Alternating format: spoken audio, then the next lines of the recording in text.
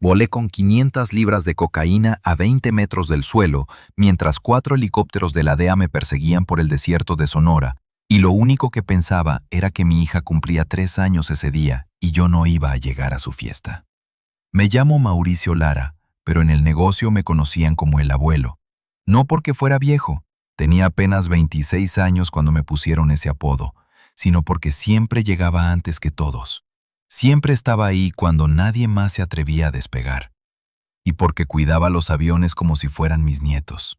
Fui el primer piloto de confianza de Joaquín Guzmán Loera, el hombre al que todo el mundo llama el Chapo. Y durante 8 años moví más droga por los cielos de México y Estados Unidos que toda una flota de tractocamiones juntos. Sobreviví a 3 accidentes aéreos que debieron matarme. Vi morir a compañeros quemados vivos dentro de cabinas destrozadas y gané más dinero en una semana de lo que mi padre ganó en toda su vida trabajando como albañil en Culiacán. Ahora estoy aquí, escondido en un pueblo que no voy a nombrar, esperando que cada ruido en la madrugada sea el último que escuche antes de que alguien entre por esa puerta y me ponga una bala en la cabeza. Y lo peor de todo es que ya ni siquiera me importa. Nací en 1985 en un rancho de mierda a las afueras de Culiacán, Sinaloa, donde lo único que crecía bien eran el maíz, la pobreza y las ganas de largarse. Mi padre se llamaba Vicente y trabajaba poniendo ladrillos bajo el sol como un burro hasta que una tarde se desplomó en una obra y lo llevaron al hospital con un infarto que casi lo mata.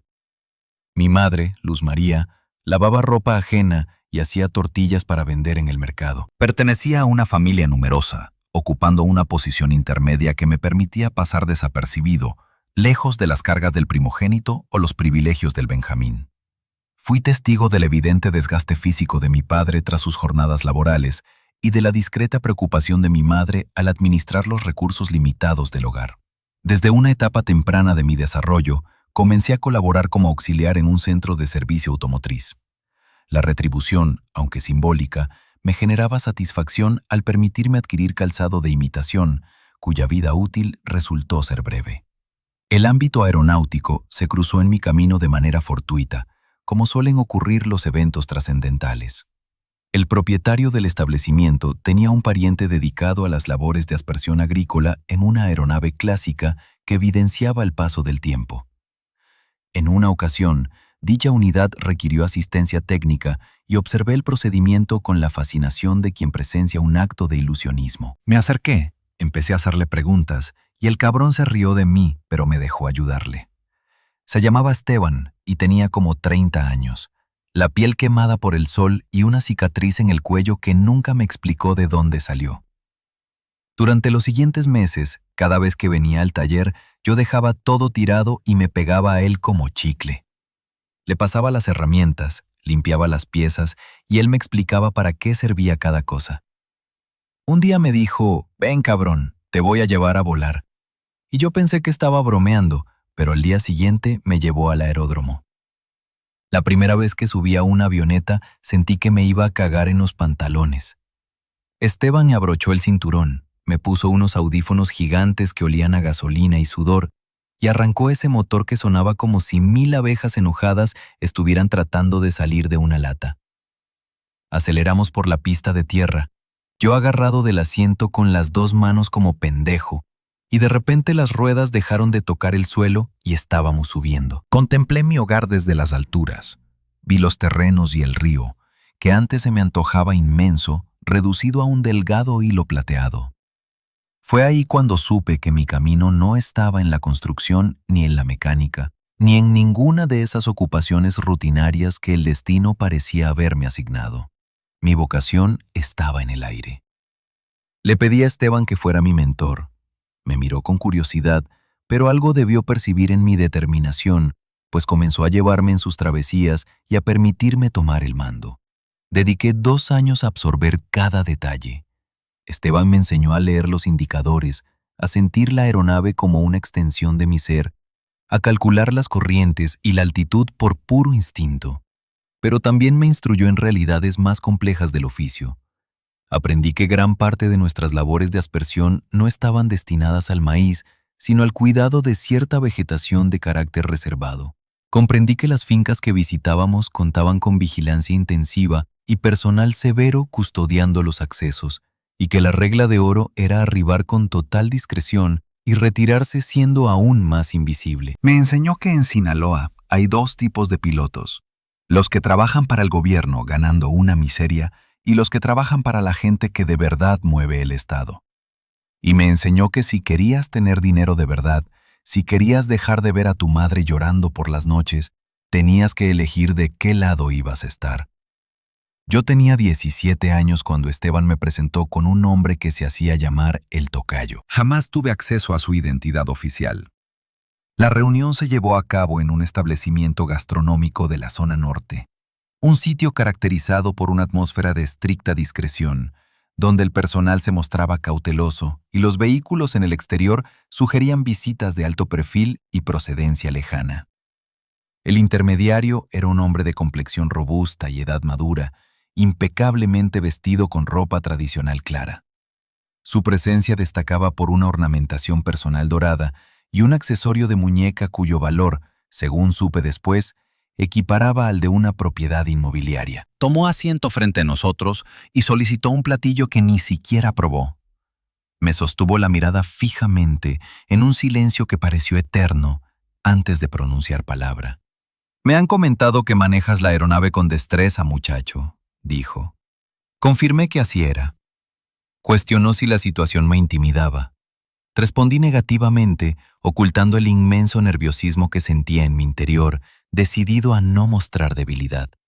Sonrió, dio una palmada amistosa a mi acompañante y sentenció: «Este joven tiene verdadero carácter». Me ofreció trabajo esa misma tarde. Dijo que necesitaba pilotos jóvenes, pilotos que no tuvieran vicios, que no tomaran, que no fueran bocones. Dijo que el trabajo era sencillo: llevar paquetes de un punto A a un punto B, sin hacer preguntas, sin abrir los paquetes, sin hablar con nadie más que con las personas que él me indicara. Dijo que me iba a pagar $5,000 por vuelo y que al principio iban a ser 2 o 3 vuelos al mes. Yo estaba ganando $1,000 a la semana en el taller. $5,000 eran como $100,000. Era más dinero del que había visto junto en toda mi vida. Le pregunté qué había en los paquetes, aunque ya sabía la respuesta. Se volvió a reír y dijo: «Morro, si tienes que preguntar, entonces no sirves para esto». Le dije que no necesitaba preguntar. Solo quería saber si él era de los que respetaban a su gente o de los que los usaban y los tiraban. Se quedó callado.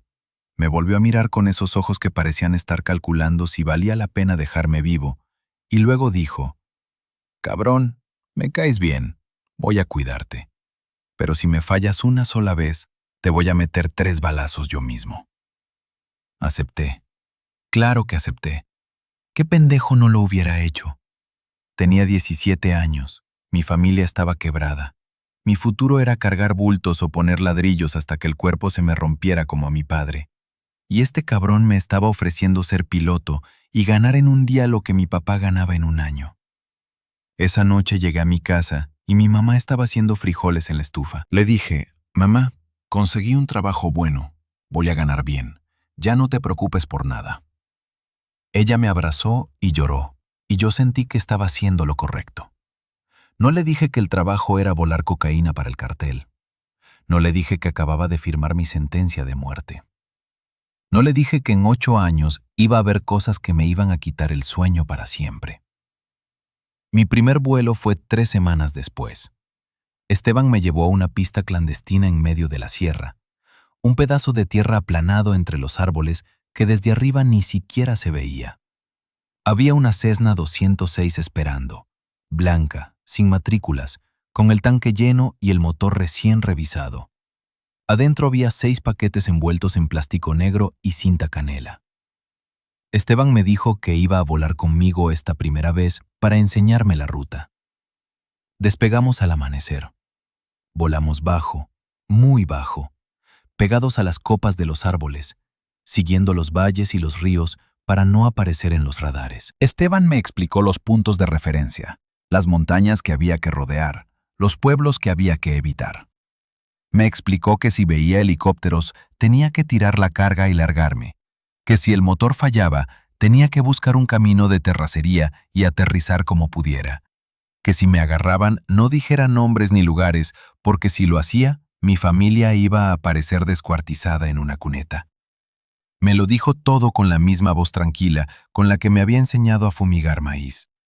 Aterrizamos en una pista en Sonora 2 horas después. Había 4 camionetas esperando y como 10 hombres armados con cuernos de chivo. Bajaron los paquetes en menos de 2 minutos. Nos dieron una mochila con dólares y nos dijeron lárguense. Esteban contó el dinero en el vuelo de regreso. Eran $10,000. Me dio 5,000 y me dijo felicidades, cabrón, ya eres narco. Yo me reí, pero por dentro algo se me revolvió en el estómago. Llegué a mi casa con los billetes escondidos en la chamarra. Le di 2,000 a mi mamá y le dije que me habían pagado un bono. Ella me preguntó qué clase de trabajo de fumigación pagaba eso, y yo le mentí y le dije que había sido un contrato especial del gobierno. Creo que ella supo que le estaba mintiendo, pero no dijo nada. Tomó el dinero y lo guardó en una lata de galletas donde guardaba los ahorros. Esa noche cenamos carne por primera vez en meses. Los siguientes vuelos fueron más fáciles. Ya conocía la ruta, ya sabía dónde podía volar rápido y dónde tenía que ir despacio. Esteban dejó de acompañarme después del 5.º viaje. Me dijo que yo ya estaba listo, que era mejor piloto que él, que tenía algo que los demás no tenían. Le pregunté qué era y me dijo sangre fría, morro. Tienes sangre fría. Empecé a volar solo, 2 veces por semana, a veces 3, siempre de madrugada, siempre con la misma Cessna, siempre con los mismos paquetes envueltos en plástico negro.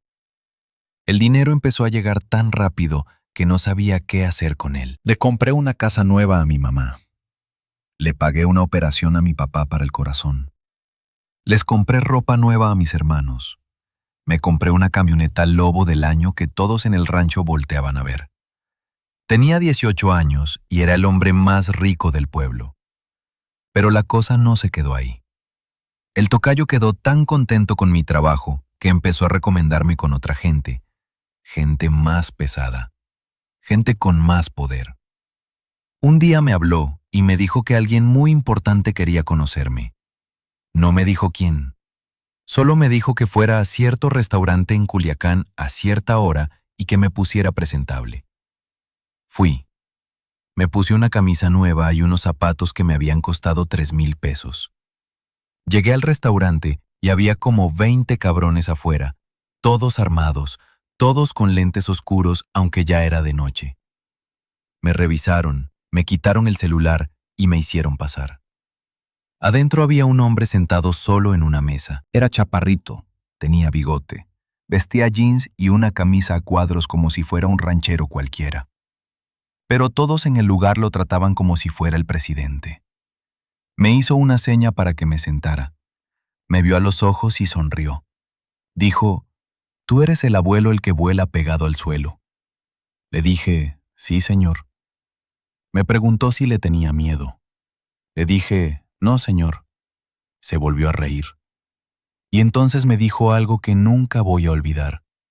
Me dijo, «Morro, a mí me gusta la gente que no tiene miedo, pero que tampoco es pendeja. Y tú pareces de esos. Así que te voy a dar chance de trabajar conmigo. Pero si algún día me fallas, te voy a matar yo mismo, y después voy a matar a toda tu familia para que nadie se acuerde de ti». Ese hombre era Joaquín Guzmán Loera, el Chapo. Y yo acababa de convertirme en su piloto. Trabajar para el Chapo no era como trabajar para el tocayo o para cualquier otro. Era entrar a las grandes ligas. Era jugar en un nivel donde un error no significaba que te corrieran o te dieran una putiza. Significaba que aparecías colgado de un puente con un mensaje en el pecho. Los primeros 6 meses fueron una prueba constante. Me ponían a volar rutas cada vez más peligrosas, con más carga, con menos tiempo, con clima de mierda. Una vez me mandaron a volar en plena tormenta eléctrica con 300 libras de cocaína desde la Sierra de Durango hasta una pista cerca de Mexicali. Los rayos caían tan cerca que podía ver los destellos dentro de la cabina. La avioneta se sacudía como si fuera una lata vacía. El altímetro estaba vuelto loco y yo volaba prácticamente a ciegas, guiándome por el GPS y por puro instinto. Cuando aterricé, estaba empapado en sudor y temblando. Los hombres que esperaban la carga me vieron bajar y uno de ellos, un cabrón flaco con cicatrices en la cara, me dijo: el patrón dice que eres chingón, que no hay tormenta que te asuste. Le contesté que no era que no me asustara, era que me asustaba más defraudar al patrón. Se rió y me dio una palmada en la espalda. El dinero en esa época ya era una locura. Me estaban pagando entre 15 y 20 mil dólares por vuelo y estaba haciendo 4 o 5 vuelos por semana. Hacía la cuenta y me daba vértigo. Estaba ganando más de 300 mil dólares al mes. Era 2003. Yo tenía 19 años y estaba nadando en billetes. Me compré otra casa, esta vez en Culiacán, con alberca y cancha de tenis. Me compré 3 camionetas más porque me daba la gana tener una para cada día de la semana. Empecé a andar con mujeres hermosas, modelos, buchanas, morras que antes ni me pelaban y ahora se me pegaban como moscas a la miel. Salía a los antros y todos me conocían. El abuelo, el piloto del Chapo, el cabrón que volaba más bajo que las águilas. Me sentía intocable, me sentía como un dios. Pero el Chapo no solo me pagaba para volar, también me estaba entrenando. Se me facilitó el acceso a un programa de perfeccionamiento con asesores internacionales especializados en logística de alta exigencia y gestión de entornos complejos. Evolucioné mis capacidades para operar unidades de transporte de gran escala, enfocándome en el acceso a ubicaciones remotas sin infraestructura estándar. Paralelamente, desarrollé habilidades en optimización de diseño interior, centradas en la reconfiguración de espacios para maximizar la eficiencia de carga y la implementación de soluciones de almacenaje modular no visible. Me instruyeron en protocolos de comunicación segura y contravigilancia para identificar monitoreo de entidades regulatorias o fuerzas de seguridad. Asimilé que en este sector, la gestión de riesgos críticos es cuestión de instantes. La primera baja operativa irreversible que presencié debido a la naturaleza de nuestras actividades fue Esteban, mi antiguo instructor, aquel veterano que me enseñó el oficio. Resulta que perdió la prudencia tras unas copas de más en un local nocturno y comenzó a jactarse de haber preparado el conductor estrella del patrón, afirmando que mi éxito se debía a él. Las paredes oyen. El rumor llegó a oídos sensibles. A la semana siguiente, su historia concluyó abruptamente en un camino rural. Se aseguraron de silenciarlo de forma definitiva para que no volviera a pronunciar palabra. Dejaron una advertencia muy clara sobre las consecuencias de la indiscreción. Cuando me enteré sentí como si me hubieran metido un puño en el estómago. Fui al velorio. Su esposa lloraba agarrada del ataúd y sus hijos, 3 niños chiquitos, no entendían por qué su papá estaba ahí adentro. Me acerqué a darle el pésame a la señora y ella me vio con un odio que nunca voy a olvidar. No dijo nada, pero sus ojos me gritaban que era mi culpa, que Esteban había muerto por mí, por andar presumiéndome. Y tenía razón. Salí de ahí y me fui a encerrar a mi casa. Esa noche tomé whisky hasta vomitar y lloré como no lloraba desde niño. Al día siguiente me llamaron para un vuelo y fui como si nada hubiera pasado. Así era esto. No había tiempo para el duelo. Si te detenías a pensar en los muertos, te volvías loco. Los vuelos cada vez eran más complejos. Ya no solo movía cocaína, también movía heroína, metanfetaminas, marihuana prensada, efectivo. A veces me tocaba llevar armas, cuernos de chivo nuevos, lanzacohetes, granadas.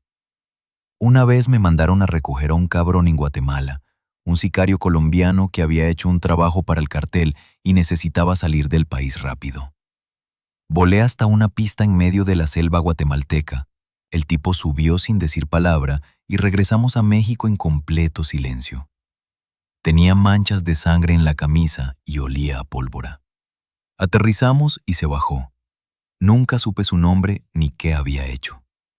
Así era este trabajo. Tú movías piezas de un lado a otro y no preguntabas qué eran ni para qué servían. Pero lo más cabrón no eran los vuelos. Era la vida alrededor. Las fiestas, las reuniones, los lugares donde terminabas porque trabajabas para el Chapo. Empecé a ir a ranchos donde había tigres y leones como mascotas, donde las albercas tenían forma de guitarra y las parrillas eran del tamaño de un carro. Vi narcos tirando billetes de $100 al aire nada más porque sí, porque podían. Vi buchanas bailando desnudas mientras grupos norteños tocaban en vivo hasta las 6 de la mañana. Vi políticos, presidentes municipales, comandantes de la policía, todos ahí tomando y riendo con los narcos como si fueran compadres. Una vez vi a un diputado federal, de esos que salen en la tele hablando de combatir al crimen organizado, chupándole las tetas a una prostituta mientras se metía un pericazo del tamaño de una moneda. Todo mundo era corrupto. Todo mundo tenía un precio. Y el que decía que no, o era un mentiroso, o todavía no le habían ofrecido suficiente dinero. En una de esas fiestas conocí a un futbolista famoso, de los que juegan en primera división y tienen comerciales en la tele. No voy a decir su nombre porque aunque ya pasaron años y yo ya estoy quemado, todavía me da miedo que me busquen por hablar de más. El cabrón llegó en un Ferrari rojo, con 2 modelos colgadas del brazo, y se sentó en la mesa principal como si fuera el dueño del rancho. Resulta que le debía un favor grande al cartel, algo relacionado con un cargamento que se había perdido y que él había ayudado a recuperar usando sus contactos. Toda la noche estuvo ahí, poniéndose pedo, metiéndose coca, presumiendo sus pinches trofeos como si estuviéramos impresionados. A mí me dio asco. No por lo que hacía, sino por lo falso que era. En la tele se la daba de héroe nacional, de ejemplo para los niños, y ahí estaba revolcándose en el lodo con todos nosotros. Esa noche entendí algo importante. No había buenos y malos. Solo había gente que se dejaba agarrar y gente que sabía moverse en las sombras. Mi relación con el Chapo era rara. No era mi amigo, no éramos compadres ni nada de eso. Él era el jefe y yo era una herramienta. Pero me respetaba. Me lo demostraba de maneras pequeñas. A veces me mandaba llamar nada más para preguntarme cómo estaba mi familia, si necesitaba algo. Una vez mi mamá se enfermó de diabetes y necesitaba un tratamiento caro. Se lo mencioné al tocayo de pasada y a la semana el Chapo me mandó decir que ya había pagado todo, que llevara a mi mamá al mejor hospital de Guadalajara y que no me preocupara por nada. Cosas así. Te hacían sentir protegido. Te hacían sentir que mientras le fueras leal, él te iba a cuidar. Y funcionaba. Yo hubiera dado la vida por ese hombre. Hubiera estrellado el avión antes de traicionarlo. Porque en mi cabeza él no era un criminal. Era el patrón, el que me había sacado de la pobreza, el que había salvado a mi familia. Pero también vi su otro lado. Vi lo que les pasaba a los que lo traicionaban. Una vez un piloto, un cabrón de Jalisco que llevaba años trabajando para el cartel, decidió que quería más dinero. Empezó a robar de los cargamentos, a quedarse con un poco de coca en cada viaje y venderla por su cuenta. Pensó que nadie se iba a dar cuenta.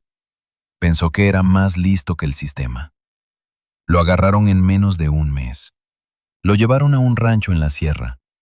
Yo estaba ahí ese día porque el Chapo me había mandado llamar para hablar de unas rutas nuevas. Vi cuando lo trajeron. Venía encintado, con la boca tapada con cinta canela, llorando y meándose del miedo. Lo sentaron en una silla. El Chapo se le acercó, le quitó la cinta de la boca y le preguntó que si era cierto que había robado. El piloto empezó a negarlo, a decir que era mentira, que él nunca haría eso. El Chapo nada más lo vio con esa mirada fría que tenía y chasqueó los dedos. 2 colaboradores inmovilizaron al especialista en vuelos y comenzaron a aplicarle un severo correctivo en las extremidades manuales con herramientas de campo, uno tras otro. El individuo vocalizaba su sufrimiento intensamente. El entorno se manchó de fluidos vitales.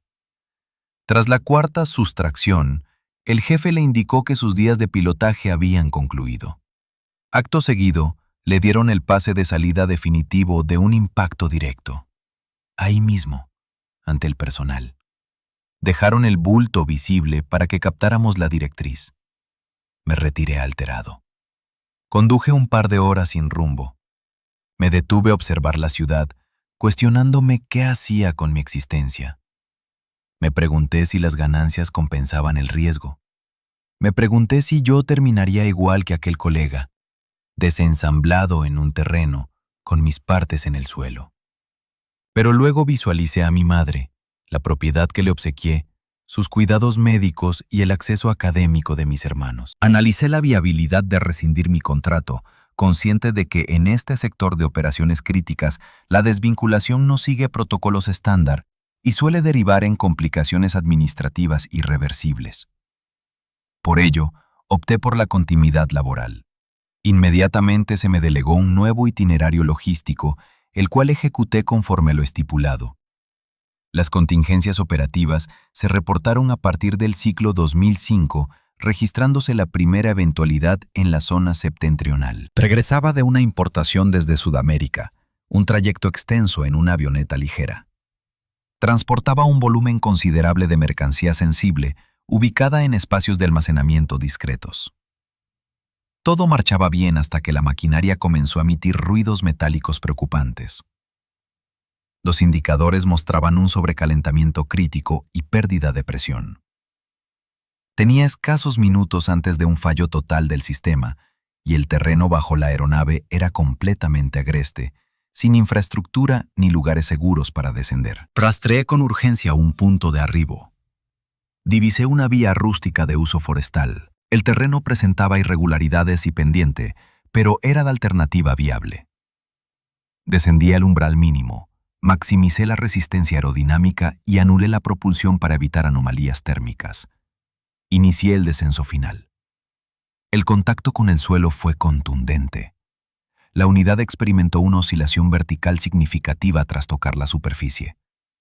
Se percibió una disonancia mecánica fuerte, mientras el sistema de soporte inferior cedía ante la presión física. La avioneta se arrastró por la tierra levantando una nube de polvo. Chocamos contra unas piedras y el ala derecha se desprendió. Dimos vueltas. Yo estaba apretando el cinturón con todas mis fuerzas, gritando como loco. Finalmente nos detuvimos contra unos árboles. El silencio después del crash fue lo más aterrador. Me quedé ahí sentado, temblando, revisándome el cuerpo para ver si estaba completo.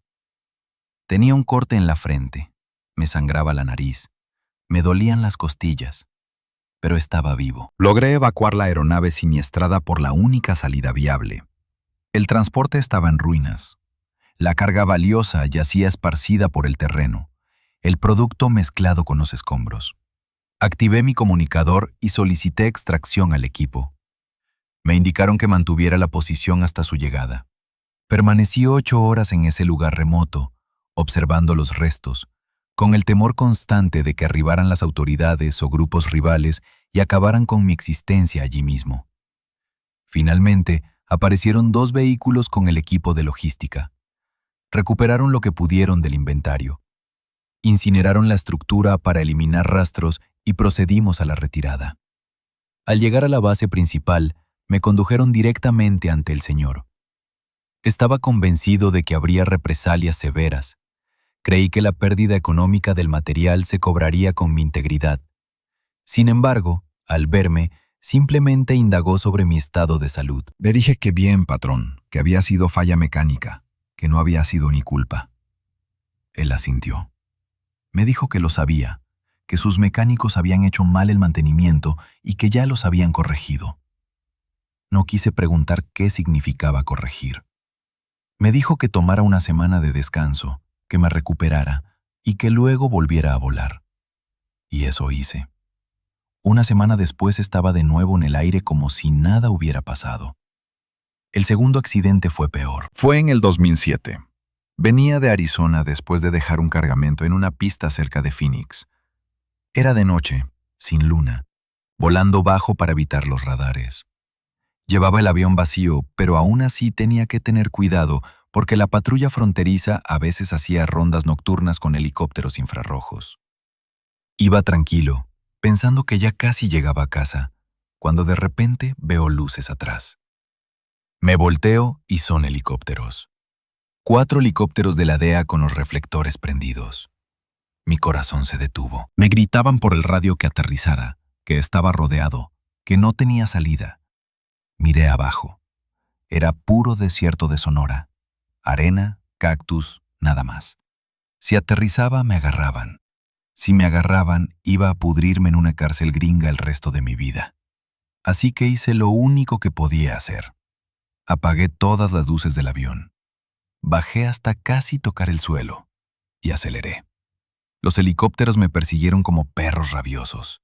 Volaba a 20 metros del suelo, zigzagueando entre las dunas, usando cada elevación del terreno para romper su línea de visión. Los reflectores barrían el desierto buscándome. Escuchaba sus radios gritando coordinadas, pidiendo refuerzos.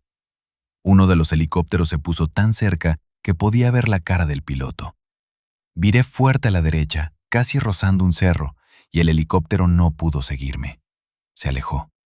Pero los otros 3 seguían ahí, como buitres esperando que cometiera un error. Mi ventaja era que yo era más pequeño, más rápido, y estaba dispuesto a hacer maniobras suicidas que ellos no podían arriesgarse a hacer. Volé entre un cañón tan estrecho que las puntas de las alas casi tocaban las paredes de roca. Los helicópteros tuvieron que subir y rodear.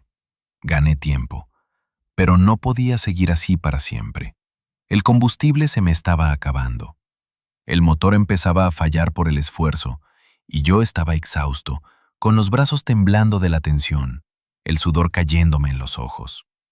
Vi una carretera de terracería adelante. Era mi única oportunidad. Bajé aún más, apagué el motor para no hacer ruido y me deslicé en planeo hacia la carretera. Las ruedas tocaron el suelo a casi 200 kilómetros por hora. Frené con todo, los frenos chirriaban, el avión se sacudía como si se fuera a desintegrar. Me detuve a 50 metros de estrellarme contra una camioneta abandonada. Salté del avión, corrí hacia unos matorrales y me tiré al suelo. Los helicópteros pasaron por encima buscándome. Se quedaron rondando como 10 minutos. Yo estaba ahí abajo, respirando tierra, rogando que no me vieran. Finalmente se fueron. Creo que pensaron que había seguido volando o que me había estrellado en otra parte. Me quedé escondido hasta el amanecer. Saqué mi teléfono satelital y llamé. Me mandaron una camioneta que llegó 3 horas después. Logramos recuperar el transporte utilizando ingeniería casera y lo dejamos en resguardo en una finca segura. Regresé a la ciudad pasando totalmente desapercibido. Esta vez no hubo audiencia directa con el arquitecto. Me llegó su recado por medio de un colega. El veredicto fue positivo. Reconocieron mi suerte y el éxito de la logística, recomendando un mes de reposo absoluto para prepararme ante los futuros proyectos. Tenía razón. La adrenalina me impidió descansar. En mi mente se repetían los destellos de las luces de búsqueda y las advertencias por radio exigiendo que detuviera la marcha. Me serví una copa para calmar los nervios y esperé a que saliera el sol. Ahí fue cuando supe que este trabajo me iba a matar. No era cuestión de sí, sino de cuándo. Pero el dinero seguía llegando y yo seguía gastando. Me volví adicto al lujo, a la adrenalina, a la sensación de poder. Compré más propiedades, más carros, más relojes que costaban lo que una casa. Empecé a andar con una buchana que había sido reina de belleza en Sinaloa. Una morrita de 22 años con cuerpo de modelo y cara de ángel. Se llamaba Yesenia y era la mujer más hermosa que había visto en mi vida. Nos conocimos en un antro. Ella estaba con unas amigas. Yo llegué con mi gente. Le mandé una botella de champán carísimo y terminamos la noche en mi casa. Al principio era solo sexo. Ella sabía que yo era narco. Sabía que tenía dinero y yo sabía que ella estaba conmigo por eso. Pero con el tiempo algo cambió. Empezamos a hablar, a contarnos cosas, a pasar tiempo juntos más allá de las fiestas. Me enamoré de ella como un pendejo. Le compré un departamento en Guadalajara. Le compré un carro último modelo. Le pagaba viajes a Cancún, a Miami, a donde quisiera. Y ella me correspondía, o al menos yo creía que me correspondía. Me decía que me amaba, que yo era diferente a los demás narcos, que conmigo se sentía segura. Yo le creía cada palabra. A los 6 meses de andar juntos, me dijo que estaba embarazada. Casi me da un infarto. No de miedo, sino de felicidad. Iba a ser papá. Iba a tener una familia de verdad. Le propuse matrimonio esa misma noche. Ella dijo que sí. Nos casamos 2 meses después en una boda gigante en un rancho de Mazatlán. Había como 500 personas. Llegó gente de todos los carteles, políticos, empresarios, artistas. Fue la boda del año. El Chapo me mandó de regalo una Hummer blindada con mi nombre grabado en una placa de oro en el tablero. Esa noche bailé con Yesenia mientras un grupo norteño famoso tocaba nuestra canción y pensé que había llegado a la cima, que ya nada podía salir mal. Mi hija nació en marzo del 2008. La llamamos Regina. Era perfecta, con los ojos de su mamá y mi nariz. Cuando la tuve en brazos por primera vez lloré como un niño. Le prometí que iba a cuidarla, que nunca le iba a faltar nada, que iba a ser el mejor papá del mundo. Y durante los primeros meses lo fui. Dejé de ir a fiestas, llegaba temprano a casa después de cada vuelo. Pasaba horas viéndola dormir en su cuna. Pero el negocio no perdonaba. Los vuelos seguían, las llamadas seguían, y yo seguía arriesgando la vida cada vez que subía a un avión. Yesenia empezó a reclamarme. Decía que nunca estaba, que Regina me necesitaba, que qué caso tenía tener tanto dinero si ni siquiera podíamos vivir en paz. Yo le decía que aguantara tantito más, que estaba juntando dinero para retirarnos, para irnos a vivir a otro país donde nadie nos conociera. Le mentía. No había retiro posible. Yo lo sabía. Ella lo sabía. Pero ninguno de los dos quería aceptarlo.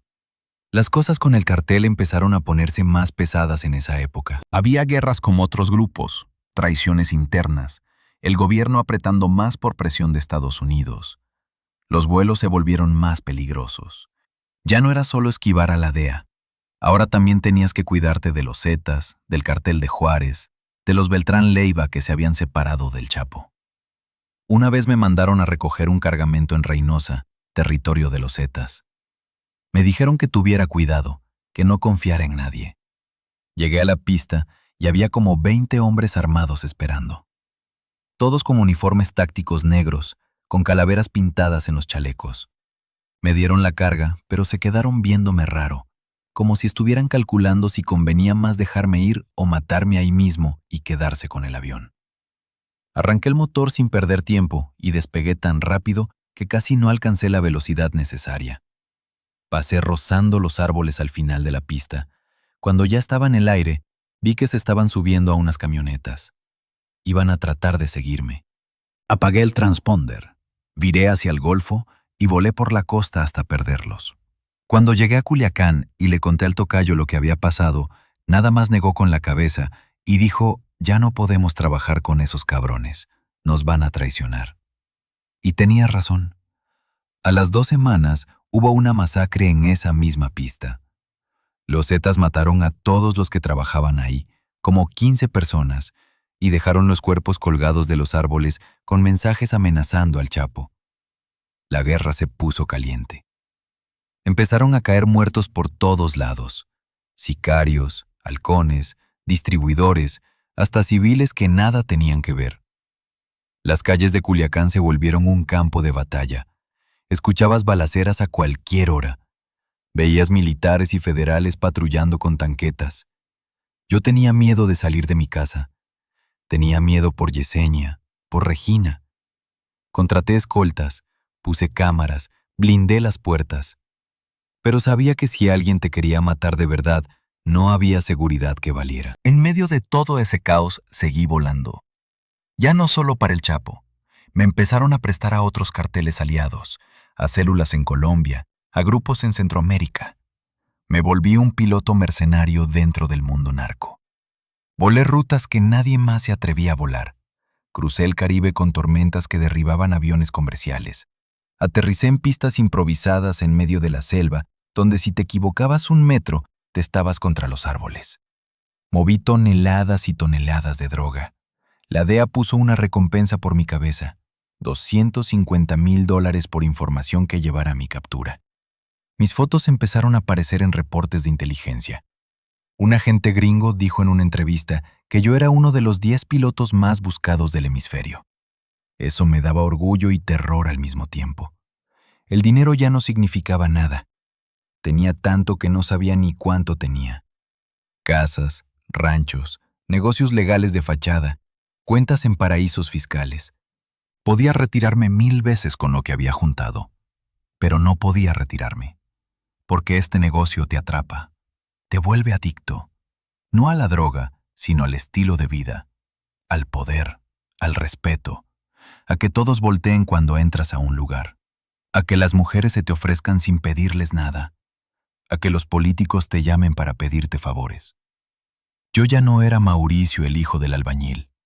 Yo era el abuelo, el piloto legendario, el que había sobrevivido a 2 crashes y seguía volando. Era alguien. Y dejar eso era como dejarte morir. Pero la vida te cobra, siempre te cobra. En el 2009, las cosas con Yesenia se pusieron mal. Me empezó a reclamar más, a decir que ya no la quería, que solo me importaba el dinero y el negocio. Yo trataba de explicarle que todo lo hacía por ella y por Regina, pero ya no me creía. Empezamos a pelear todo el tiempo. Ella se iba a casa de su mamá con la niña y yo me quedaba solo tomando y metiéndome coca. Me volví paranoico. Creía que me estaban vigilando. Creía que Yesenia me estaba haciendo infiel. Creía que mis propios escoltas me iban a traicionar. Dormía con una pistola debajo de la almohada y me despertaba cada 2 horas pensando que alguien había entrado a la casa. Un día Yesenia me dijo que ya no podía más, que se iba a ir, que esto no era vida para ella ni para Regina. Le rogué que se quedara. Le prometí que iba a cambiar. Pero los dos sabíamos que era mentira. Se fue una tarde de julio. Empacó sus cosas, cargó a Regina y se subió a su camioneta. Yo la vi irse desde la ventana sin poder moverme. No traté de detenerla. No le grité. Solo me quedé ahí parado viéndola desaparecer por la calle. Cuando ya no la vi, me derrumbé. Me senté en el piso de la sala y lloré hasta que ya no me salían lágrimas. Esa noche me metí tanta coca que terminé en el hospital con una taquicardia que casi me mata. Los doctores me dijeron que si seguía así, me iba a dar un infarto antes de los 30. Me valió madre. Salí del hospital y me fui directo a seguir destruyéndome. El tercer accidente pasó 2 meses después. Septiembre del 2009. Fue el peor de todos. Venía de Guatemala con un cargamento de cocaína y efectivo, como $3 millones en billetes. Era un vuelo rutinario que había hecho 100 veces, pero estaba drogado. Estaba cansado. No había dormido bien en semanas. Iba en piloto automático, literal y figurativamente. Crucé la frontera con México sin problemas. Volaba sobre Chiapas cuando empecé a sentirme raro. Mareo, náuseas, visión borrosa. Me estaba dando un ataque de pánico. Traté de respirar profundo, pero no podía. El pecho me dolía como si tuviera un elefante sentado encima. Las manos me temblaban tanto que no podía sostener bien los controles. El avión empezó a bambolearse. Vi las montañas acercándose. Traté de subir, pero mis reflejos estaban lentos. Pasé rozando un pico. El ala izquierda golpeó unos árboles. El avión se desestabilizó completamente. Entramos en barrena. Dábamos vueltas cayendo en espiral. Los paquetes de coca y las maletas de dinero volaban por toda la cabina golpeándome. El motor rugía. Las alarmas sonaban. Yo jalaba los controles tratando de nivelar, pero no respondían. Vi el suelo acercándose rápido. Pensé en Regina. Pensé en que nunca la iba a volver a ver. Pensé en que esta era mi última imagen, la tierra viniendo a aplastarme. Cerré los ojos y me preparé para morir. El impacto fue como si un tren me hubiera golpeado. Todo se volvió negro. Desperté rodeado de fuego. El avión se estaba quemando. Estaba atrapado en el asiento. El cinturón no se abría. Tenía la pierna izquierda doblada en un ángulo raro. Me dolía todo el cuerpo. El humo me estaba asfixiando. Jalé el cinturón con toda la fuerza que me quedaba y finalmente cedió. Me arrastré hacia la puerta. Las llamas me lamían la espalda. Salí rodando y me alejé del avión. 5 segundos después explotó. La onda expansiva me tiró. Vi pedazos de metal volando por todos lados. Presencié la volatilidad de mis activos, desapareciendo con la rapidez de ornamentos en el fuego. El inventario exclusivo se consumió, dejando un rastro olfativo manufacturado. Me mantuve inmóvil, procesando la magnitud del incidente y mi propia resiliencia ante tal evento. La comunidad local intervino tiempo después, facilitando mi acceso a atención sanitaria básica. El reporte médico confirmó afectaciones estructurales en la zona inferior y torácica, junto con sensibilidades severas en la región dorsal. La intervención médica se realizó con recursos limitados para el manejo del dolor, lo cual hizo el proceso sumamente arduo, llevándome a perder el sentido. Estuve bajo observación varias semanas. Los socios enviaron personal para gestionar mi seguridad y asegurar la total discreción del equipo tratante. Al recuperar la movilidad básica, fui reubicado a una residencia privada en la ciudad. La gerencia me envió una nota. Indicaba que la fortuna me había sonreído otra vez, pero que el saldo de oportunidades se estaba agotando. Decía que tomara 6 meses libres para recuperarme. Decía que cuando volviera teníamos que hablar de mi futuro, porque ya no podía seguir volando así.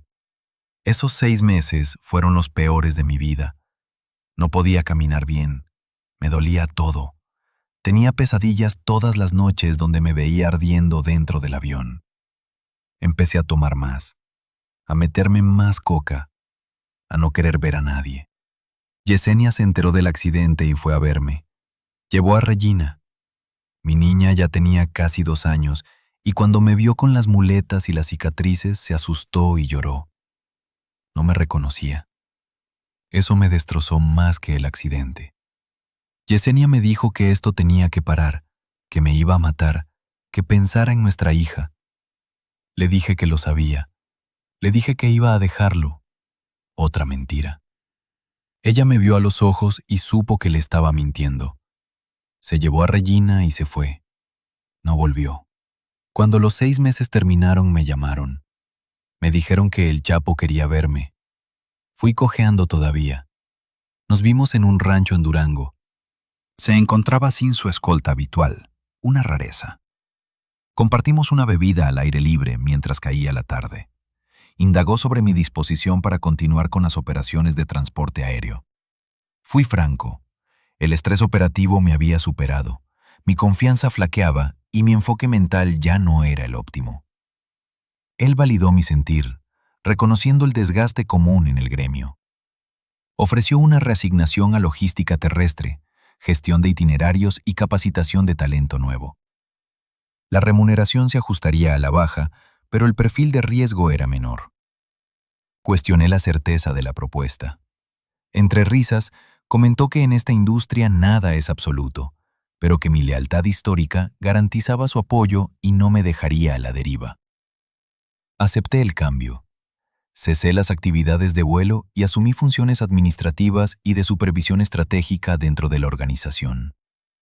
Aunque la compensación seguía siendo considerable, la rutina de oficina carecía de la intensidad del trabajo de campo que tanto añoraba. Pero más extrañaba estar vivo y completo. Vi morir a muchos de los pilotos que entrené, algunos en crashes, otros ejecutados por errores o traiciones. Uno de ellos era un morro de apenas 21 años que me recordaba a mí cuando empecé. Le decían el grillo porque era flaquito y saltaba mucho cuando se ponía nervioso. Lo mandé en un vuelo rutinario a Tijuana. No regresó. Lo encontraron una semana después, enterrado en un narcocampo con otros 20 cuerpos. Le habían cortado las manos. Cuando me enteré, vomité. Sentí que era mi culpa, que yo lo había mandado a morir. Los años siguientes fueron una espiral descendente disfrazada de éxito. Desde afuera yo seguía siendo alguien importante en la organización. Tenía mi oficina, mis contactos, mi gente. Coordinaba operaciones que movían millones de dólares cada semana. Pero por dentro me estaba muriendo. La culpa me carcomía. Cada piloto que perdíamos era un peso más en mi espalda. Cada noticia de un avión derribado, de un cargamento interceptado, de gente ejecutada, me recordaba que yo era parte de esa máquina de muerte. Traté de hablar con un psicólogo una vez, de forma anónima, pagándole en efectivo. Le conté todo sin decir nombres. El cabrón me escuchó 2 sesiones y en la tercera me dijo que no podía ayudarme, que lo que yo necesitaba era salir de esa vida o eventualmente me iba a volver loco o me iban a matar. Le pagué y nunca volví. La relación con Yesenia se volvió un desastre total.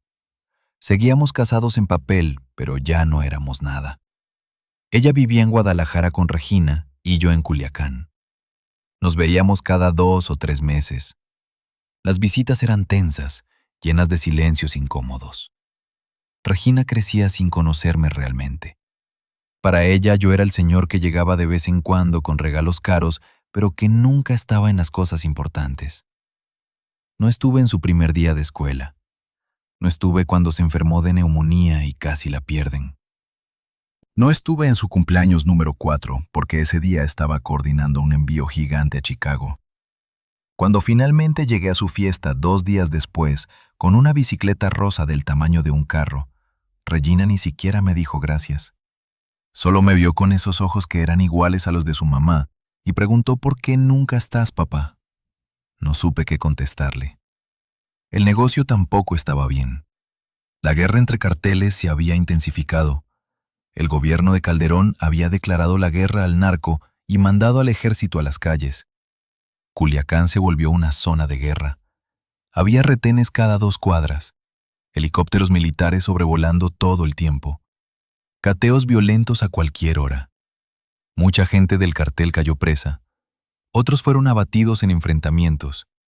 El Chapo tuvo que esconderse más profundo, moverse constantemente, confiar en menos gente.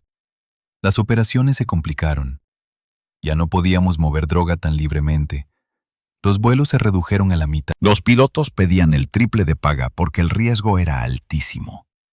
Yo pasaba semanas sin poder dormir planeando rutas alternativas, sobornando funcionarios nuevos porque los viejos ya no servían, tratando de mantener todo funcionando mientras todo se desmoronaba. En el 2012 conocí a un tipo que cambiaría todo. Se llamaba Rodrigo, pero le decían el ingeniero porque había estudiado en el Tecnológico de Monterrey y era brillante con los números y la logística. El Chapo lo había traído de Tamaulipas para modernizar las operaciones. Era joven, 30 y tantos, usaba lentes, hablaba inglés perfecto, parecía ejecutivo de corporativo. No parecía narco, pero era más cabrón que todos nosotros juntos. Llegó con ideas nuevas.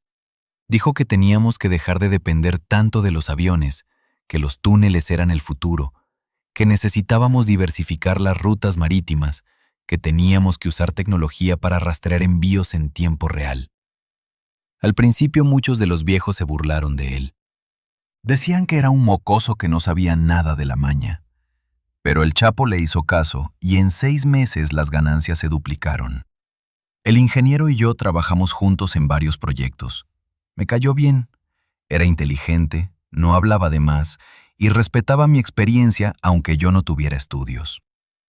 Una noche después de una junta, nos fuimos a tomar a un bar discreto. Me preguntó que cómo le había entrado a esto. Le conté mi historia. Me escuchó sin interrumpir. Cuando terminé me dijo que éramos iguales, que él también había entrado buscando una vida mejor para su familia, que su papá había muerto de cáncer sin dinero para tratamiento y él había jurado que nunca iba a ser pobre. Me dijo que este negocio era como un agujero negro, que te jalaba y entre más adentro estabas, más difícil era salir. Me dijo que él ya había aceptado que probablemente iba a morir joven, que lo único que podía hacer era asegurarse de dejar a su familia bien antes de que pasara. Esa conversación me marcó. Me di cuenta que todos estábamos igual, atrapados, esperando el final. Las cosas con Yesenia terminaron oficialmente en el 2013. Me llamó un día y me dijo que quería el divorcio, que había conocido a alguien más, un empresario de Monterrey, un tipo normal con negocio legal. Dijo que Regina necesitaba estabilidad, una figura paterna constante, no un papá fantasma que aparecía de vez en cuando con dinero y regalos. Le pregunté que si de verdad lo amaba o solo lo quería por seguridad. Me dijo que eran las 2 cosas, que después de todo lo que habíamos vivido, ella había aprendido que el amor sin seguridad no servía de nada. Me dolió, pero la entendí. Firmé los papeles del divorcio sin pelear. Le di la custodia total de Regina. Establecimos una pensión gigante que garantizaba que nunca les fuera a faltar nada. El día que se hizo oficial el divorcio, me emborraché solo en mi casa, viendo videos viejos de cuando Regina era bebé y llorando como pendejo. Empecé a pensar seriamente en salirme. Tenía 30 años, 3 accidentes sobrevividos, un matrimonio destruido y una hija que no me conocía. ¿Para qué seguir? Tenía dinero suficiente para vivir cómodo el resto de mi vida. Podía irme a otro país, cambiar de identidad, empezar de nuevo. Le comenté la idea al ingeniero. Me dijo que era una fantasía, que nadie se salía así nomás, que el cartel nunca te dejaba ir porque sabías demasiado. Me dijo que la única forma de salir era muerto o en la cárcel. Le pregunté que entonces qué chingados hacemos aquí. Me sirvió otro trago y dijo sobrevivir otro día más, cabrón. Es lo único que podemos hacer. La paranoia empeoró. Cada llamada desconocida era una amenaza. Cada camioneta nueva en mi calle era vigilancia. Cambié de casa 5 veces en 2 años. Contraté más escoltas. Dejé de ir a lugares públicos. Me volví un fantasma en mi propia ciudad. Mis amigos de la infancia ya no me buscaban. Mi familia me veía diferente, con miedo y lástima al mismo tiempo. Mi mamá lloraba cada vez que me veía. Me preguntaba cuándo iba a parar, cuándo iba a vivir tranquilo. Le mentía. Le decía que pronto, mamá, pronto. Pero ella sabía. Las madres siempre saben. En el 2014 capturaron al Chapo. Fue un operativo gigante en Mazatlán. Helicópteros, marinos, todo. Lo sacaron en televisión nacional esposado, con la cabeza gacha, pareciendo más chiquito de lo que era. Cuando vi las imágenes, sentí que se me caía el mundo.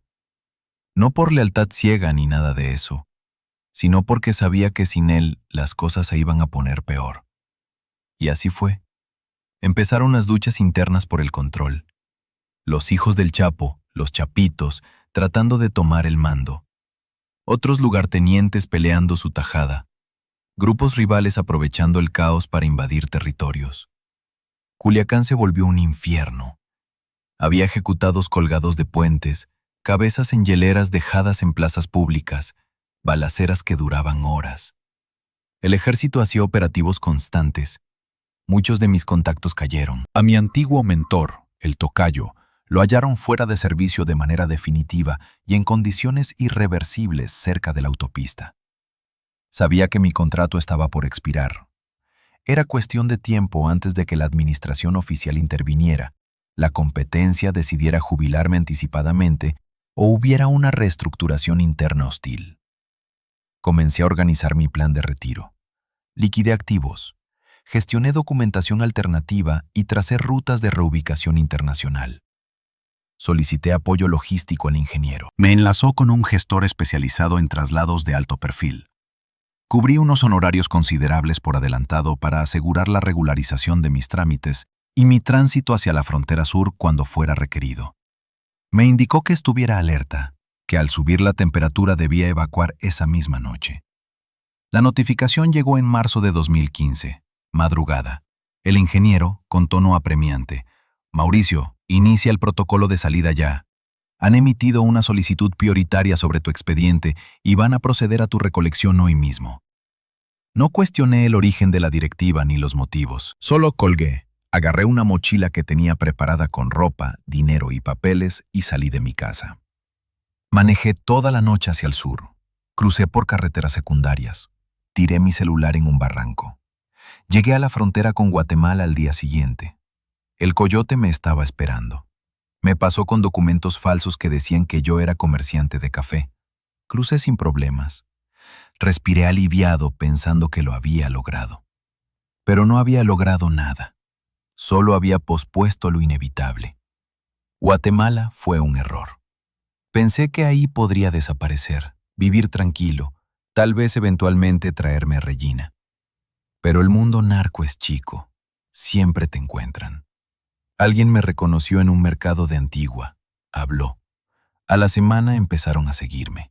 Camionetas sin placas, tipos con radios. Supe que me habían ubicado. Moví a otro pueblo, luego a otro y a otro. Pasé 2 años brincando de lugar en lugar como rata, escondiéndome, gastando el dinero que había juntado, viendo cómo se me acababa la vida. En el 2017 toqué fondo. Estaba en un pueblo de mierda cerca del lago Atitlán, viviendo en un cuarto rentado por $100 al mes. Había gastado casi todo mi dinero. Ya no tenía contactos. Ya no tenía poder. Ya no era el abuelo el piloto legendario. Era solo Mauricio, un cuarentón cansado, con pesadillas, con cicatrices, esperando que alguien llegara a cobrar cuentas viejas. Traté de contactar a Yesenia. Su número ya no existía. Busqué en redes sociales y la encontré. Estaba feliz, casada con el empresario de Monterrey, con 2 hijos más. Regina ya era una adolescente hermosa. En las fotos se veían como familia perfecta. Yo no aparecía en ninguna foto. Era como si nunca hubiera existido. Lloré viendo esas imágenes. Lloré por todo lo que había perdido. Lloré por todas las decisiones pendejas que había tomado. Intenté suicidarme 2 veces ese año. La primera vez con pastillas. Tomé un frasco completo de analgésicos con alcohol. Me desmayé, pero mi casera me encontró y me llevó al hospital. Me hicieron lavado estomacal. Sobreviví. La segunda vez fue más seria. Me compré una pistola vieja a un pandillero. Me senté en el piso de mi cuarto con el cañón en la boca. Estuve ahí como 1 hora, con el dedo en el gatillo, debatiendo si jalarlo o no. Pensé en Regina. Pensé en que si me mataba, ella iba a crecer pensando que su papá era un cobarde que se había volado los sesos. No jalé el gatillo. Guardé la pistola. Y decidí que si me iba a morir, al menos no iba a ser por mi propia mano. La traición llegó desde donde menos lo esperaba. En el 2018 me contactó un tipo por Facebook. Decía que era periodista, que estaba investigando las rutas del narcotráfico en Centroamérica, que había escuchado de mí y quería entrevistarme de forma anónima para un documental. Me prometió que no iba a usar mi nombre ni mi cara, solo mi testimonio. Yo estaba tan solo, tan necesitado de hablar con alguien, tan cansado de guardarme todo, que acepté. Nos vimos en un café en la ciudad de Guatemala. Era un tipo joven, 30 y tantos, con barba, lentes de pasta, grabadora profesional. Parecía legítimo. Me hizo preguntas inteligentes. Le conté partes de mi historia, editando cosas, cambiando nombres y lugares. Me sentí bien poder sacar todo eso. Fue casi terapéutico. Nos vimos 3 veces más. Cada vez le contaba un poco más. En la 4ª reunión, me dijo que había alguien más que quería conocerme. Un productor gringo interesado en hacer una serie sobre pilotos del narco. Dijo que había dinero de por medio, que me podían pagar bien por los derechos de mi historia. Yo necesitaba dinero desesperadamente. Mis ahorros se estaban acabando. Acepté reunirme con el productor. Quedamos en un restaurante. Llegué temprano. Pedí un café. Esperé. El periodista llegó con un hombre más grande, traje casual, sonrisa de vendedor. El individuo se identificó como un gestor de proyectos foráneo. Durante la entrevista, sus consultas se volvieron inusualmente detalladas respecto a la logística de distribución y los protocolos internos. Mi intuición generó una alerta, pero la ignoré, deseando que la oportunidad fuese legítima. Al concluir, solicitó verificar credenciales antes de formalizar. Proporcioné una ubicación alternativa por seguridad, aunque el contacto telefónico era de una línea recién adquirida. Prometió seguimiento en 1 semana. Tras su partida, la sensación de inquietud persistió. Intenté contactar a mi antiguo supervisor técnico a través de una línea prioritaria en desuso. Sin respuesta. El insomnio me dominó. Al amanecer, realicé un cambio estratégico de residencia de manera inmediata. Poco después, comprendí el contexto real de la situación. Vi en las noticias que habían arrestado a varios narcos guatemaltecos en una operación conjunta de la DEA y la policía local. En la conferencia de prensa mostraron fotos de los detenidos, y ahí estaba el periodista. No era periodista, era agente encubierto de la DEA. Mark tampoco era productor, era su supervisor. Me habían estado rastreando. Probablemente habían ubicado mi celular. Probablemente sabían dónde estaba. Me deshice del teléfono inmediatamente, quemé todos mis papeles y me moví otra vez. Pero ya era tarde. El cerco se estaba cerrando. Una noche en un pueblo cerca de la frontera con México, escuché camionetas afuera de donde estaba rentando. Miré por la ventana. Eran como 5 vehículos. Hombres armados bajándose. No eran policías. No eran militares. Eran sicarios. Habían dado conmigo. Salí por la ventana trasera. Brinqué una barda. Corrí por callejones. Escuchaba gritos atrás. Disparos al aire. Me metí a una iglesia que estaba abierta. El padre me vio entrar corriendo y supo inmediatamente que estaba en problemas. Sin decir palabra me escondió en la sacristía debajo de unas bancas viejas. Los sicarios entraron en la iglesia. Le gritaron al padre que dónde estaba, que sabían que había entrado. El padre les dijo que no había visto a nadie, que estaba rezando solo. Lo amenazaron. Escuché que le ponían una pistola en la cabeza, pero el viejo no se quebró. Les dijo que matarlo en la casa de Dios iba a traerles maldición. Los cabrones se fueron. El padre me dejó quedarme esa noche. No me preguntó nada, solo me dio un plato de frijoles y una cobija. En la mañana me dijo que me tenía que ir, que esos hombres iban a volver. Le pregunté por qué me había ayudado. Me dijo que porque Dios perdona a todos, incluso a los perdidos como yo. Le di todo el efectivo que me quedaba, como $2,000. No lo quería aceptar, pero insistí. Le dije que se lo diera a alguien que lo necesitara. Se persignó y me abrazó. Aquella muestra de empatía fue excepcional tras largos periodos de frialdad. Avancé por rutas discretas hasta una población mayor, donde invertí mis reservas finales en transporte hacia la gran metrópoli. Supuse que en la inmensidad urbana mi presencia se diluiría con facilidad. Arribé desprovisto de recursos y sin estrategia. Durante 15 días, la vía pública fue mi refugio y subsistí gracias a los remanentes que otros descartaban, experimentando una situación de carencia habitacional. Quien antes disfrutaba de opulencia, residencias y bienes exclusivos, ahora reposaba sobre material de embalaje bajo la infraestructura vial. El destino había reclamado su deuda. Una tarde, un comerciante de alimentos me extendió una oportunidad de colaboración básica. Requería apoyo en el área de preparación a cambio de un estipendio modesto y sustento diario. Accedí. Me desempeñé allí medio año realizando labores de saneamiento y logística menor. Mi identidad previa permaneció oculta. Para el entorno, era simplemente un operario más. La camaradería con los colegas y los brindis ocasionales me devolvieron cierta sensación de dignidad y pertenencia.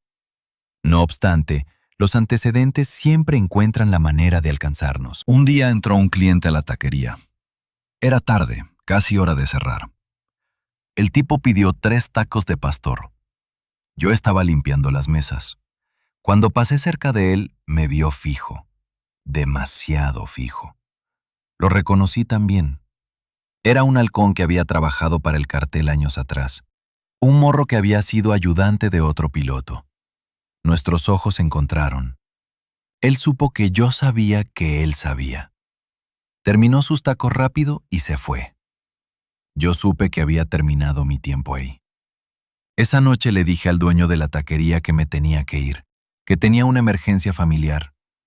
Me pagó lo que me debía y me dio 300 pesos extra. Le agradecí. Agarré mis pocas cosas y desaparecí en la noche. Me fui al norte, a Tijuana. Pensé que tal vez podría cruzar a Estados Unidos, entregarme a las autoridades, hacer un trato. Preferible estar preso en una cárcel gringa que seguir huyendo. Pero en Tijuana todo se complicó más. La ciudad estaba peor que Culiacán. Ejecuciones diarias. Narcomensajes colgados de puentes. La policía era parte del problema. Viví en un albergue para migrantes durante semanas. Ahí conocí gente que tenía historias tan jodidas como la mía. Centroamericanos huyendo de maras, haitianos que habían cruzado medio mundo buscando asilo, Mexicanos escapando de la violencia.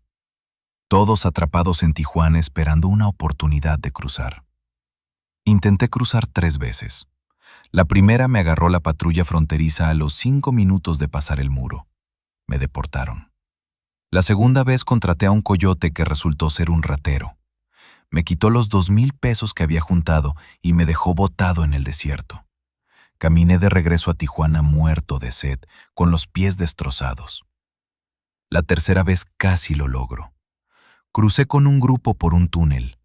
Salimos en San Diego. Caminamos a un punto de encuentro, pero la migra nos estaba esperando. Nos rodearon, nos esposaron, me procesaron. Esta vez no me deportaron de inmediato. Me pusieron en un centro de detención mientras verificaban mi identidad. Ahí fue donde todo se desmoronó. Mis huellas aparecieron en el sistema. Tenía órdenes de aprehensión en México, solicitudes de extradición. La DEA quería hablar conmigo. El FBI también. Me interrogaron durante días. Querían información sobre el cartel, sobre rutas, sobre contactos. Les dije que llevaba años fuera, que no sabía nada actual, que solo quería paz. No me creyeron. Me amenazaron con mandarme de regreso a México, donde me esperaba muerte segura, o con encerrarme en una prisión federal gringa de por vida. Les dije que hicieran lo que quisieran, que yo ya estaba muerto de cualquier forma. Pasé 2 años en ese centro de detención, 2 años en el limbo legal. Mi caso era complicado. México me quería, Estados Unidos me quería, pero ninguno tenía suficientes pruebas sólidas para condenarme. Los vuelos que había hecho eran de hace años. Los testigos estaban muertos o no iban a testificar. Los registros habían sido destruidos. Yo era un fantasma del pasado, un narco sin importancia en un mundo donde ya había miles más importantes que yo. Finalmente hicieron un trato. Me deportarían a México, pero con garantías. Me entregarían a autoridades federales que me trasladarían a una prisión donde estaría en protección. No en población general donde me matarían el primer día. A cambio yo daría testimonio sobre operaciones viejas, cosas que ya no comprometían a nadie importante porque todos estaban muertos o presos. Acepté. No tenía opción. Me deportaron en enero del 2020, justo cuando empezaba la pandemia. Me entregaron en Tijuana. Me esperaba un convoy de federales. Me esposaron, me subieron a una camioneta blindada y me llevaron a un penal en el Estado de México. Me pusieron en un módulo de protegidos. Ahí estoy desde entonces, en una celda de 3 por 3 metros, como otros narcos caídos en desgracia, sicarios viejos, contadores que testificaron, policías corruptos que delataron, todos esperando que algún día alguien nos encuentre y nos cobre. La vida en el penal es un infierno lento. No es como las películas donde hay motines y peleas todo el tiempo. Es peor. Es el aburrimiento constante. Es despertar cada día sabiendo que este día va a ser exactamente igual al anterior y al siguiente. Es escuchar los mismos ruidos, oler los mismos olores a mierda y desinfectante, ver las mismas caras. Es morir poquito a poquito sin que tu cuerpo se dé cuenta. Compartimos celdas de a 4. Yo estoy con un excomandante de la Policía Federal que trabajaba para los Zetas, un sicario retirado del cartel del Golfo que tiene como 60 años, y un contador que lavaba dinero y terminó delatando a todos. Ninguno habla mucho. Todos sabemos que estamos aquí porque fallamos, porque nos atraparon, porque no fuimos lo suficientemente listos o lo suficientemente despiadados. Las rutinas son mecánicas. Despiertan a las 6 de la mañana. Pasan lista. Dan desayuno que es siempre lo mismo. Frijoles aguados, tortillas duras, café que sabe a agua sucia. Tenemos 2 horas de patio. Ahí caminamos en círculos como animales enjaulados. No hay gimnasio, no hay actividades, solo caminar y esperar que pase el tiempo. La comida llega a mediodía, cena a las 6, luces apagadas a las 9. Y entre medio de todo eso solo hay tiempo para pensar, tiempo para recordar, tiempo para arrepentirse. Pienso mucho en Regina. Tiene 16 años ahora. La he visto 2 veces desde que caí preso. La primera vez vino con Yesenia hace como 1 año. Fue horrible. Regina no me quería ver. Vino obligada por su mamá. Se sentó frente a mí en la sala de visita sin decir palabra, con los brazos cruzados, viéndome como se ve a un extraño. Le pregunté cómo estaba, qué estudiaba, si tenía amigos. Contestaba con monosílabos. Bien, prepa, sí. Yesenia trataba de romper el hielo, pero era imposible. Después de 20 minutos, Regina le dijo a su mamá que se quería ir. Antes de irse me vio a los ojos y me dijo esto. Las únicas palabras reales que me ha dicho en años. Me dijo, papá, yo sé quién eres, sé lo que hiciste, y quiero que sepas que te perdono, pero no te conozco. Eres un extraño para mí y prefiero que sigas siendo un extraño. Se fue. Yesenia se quedó un rato más. Me dijo que Regina estaba enojada, pero que con el tiempo tal vez lo superaría. Le dije que no, que tenía razón en no querer saber de mí, que yo también prefería que no me conociera. La segunda visita fue hace 3 meses. Regina vino sola esta vez. Ya tiene 17, casi adulta. Se ve igual a su mamá. Hermosa, inteligente, con toda la vida por delante. Me dijo que había pensado mucho en lo que me había dicho la vez anterior y que se sentía mal. Que no importaba lo que yo hubiera hecho, seguía siendo su papá. Le dije que no tenía que sentirse mal, que ella no me debía nada. Me preguntó que por qué lo había hecho, por qué había elegido esa vida. Le conté la verdad.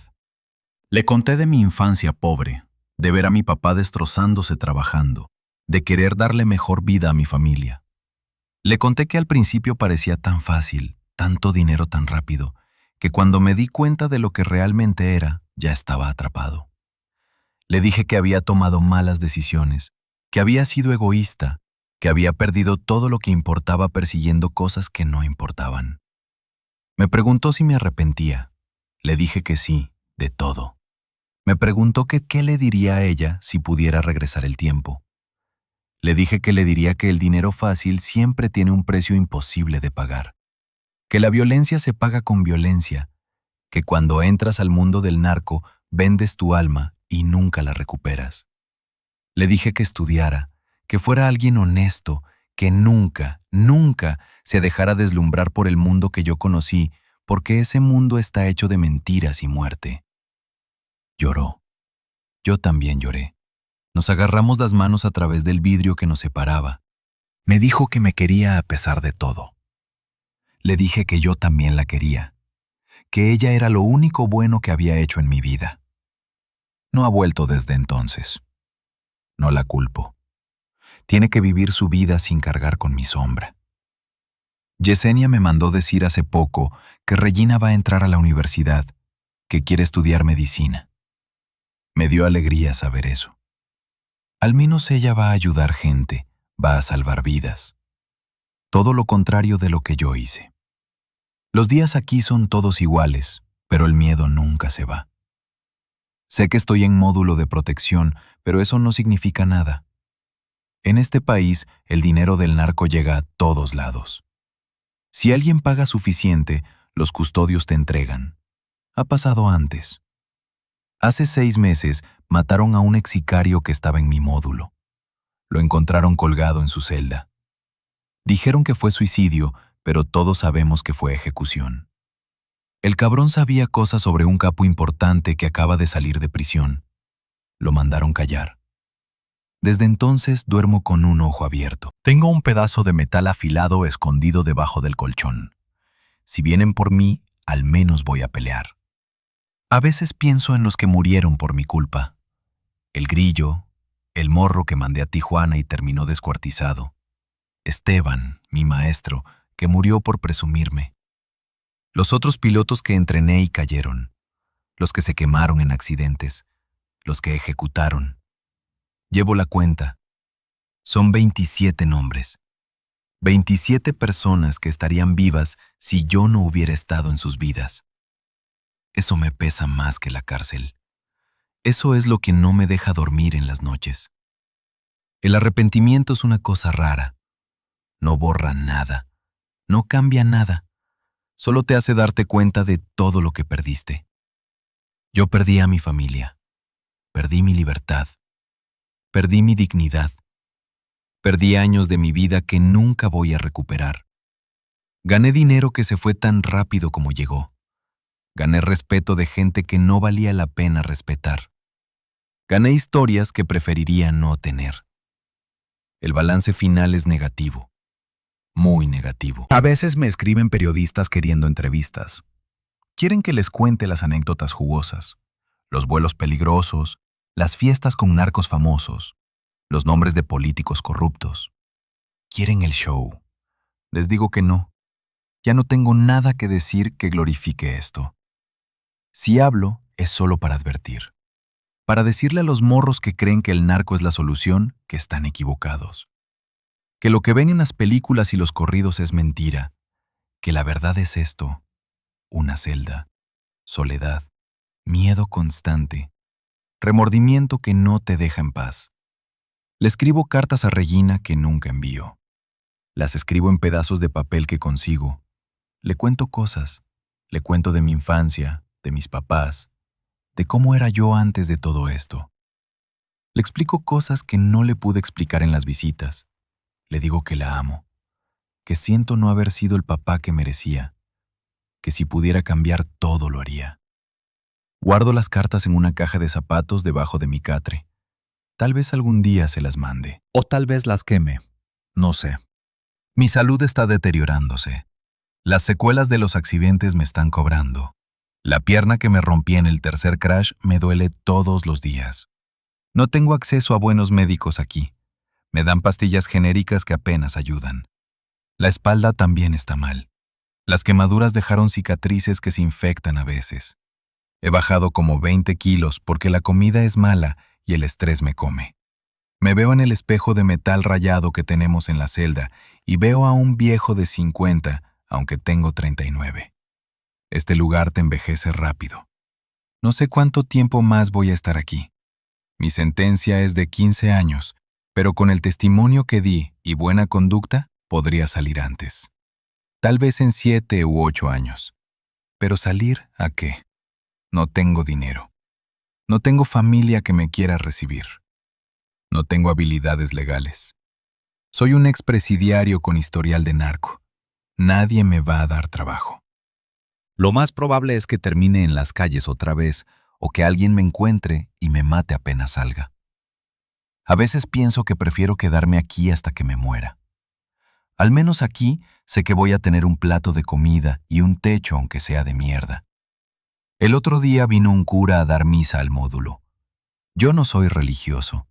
Dejé de creer en Dios cuando vi todas las cosas que vi. Pero fui a la misa porque era algo diferente que hacer. El cura habló de redención, de que nunca es tarde para encontrar paz, de que Dios perdona a todos. Después de la misa me acerqué y le pregunté si de verdad creía eso. Me dijo que sí. Le pregunté que cómo podía Dios perdonar a alguien como yo que había causado tanto daño. Me dijo que el perdón de Dios era infinito, pero que lo importante no era si Dios me perdonaba, sino si yo me perdonaba a mí mismo. Le dije que no podía. Me puso la mano en el hombro y me dijo entonces: vas a vivir en el infierno el resto de tu vida, aquí o afuera. Tiene razón. Yo vivo en el infierno. Un infierno que yo mismo construí. Ladrillo por ladrillo.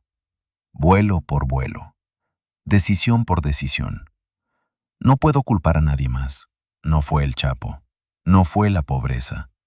No fue el destino. Fui yo. Yo elegí entrar. Yo elegí quedarme. Yo elegí el dinero sobre la familia. Yo elegí la adrenalina sobre la paz. Y ahora pago las consecuencias. Si alguien está leyendo esto, si alguien está pensando en entrar al negocio del narco porque cree que va a ser la solución a sus problemas, les digo esto: no lo hagan. No vale la pena.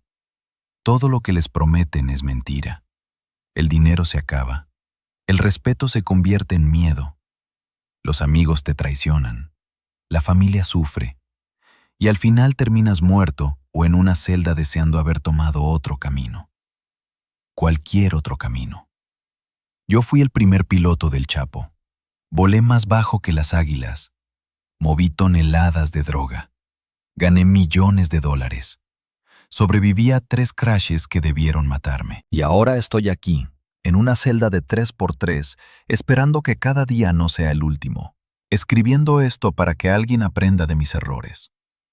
No soy héroe, no soy víctima, soy solo un hombre que tomó malas decisiones y perdió todo. Mi historia no es de gloria, es una advertencia. Ojalá alguien la escuche. Me llamo Mauricio Lara, me decían el abuelo, y este es mi infierno.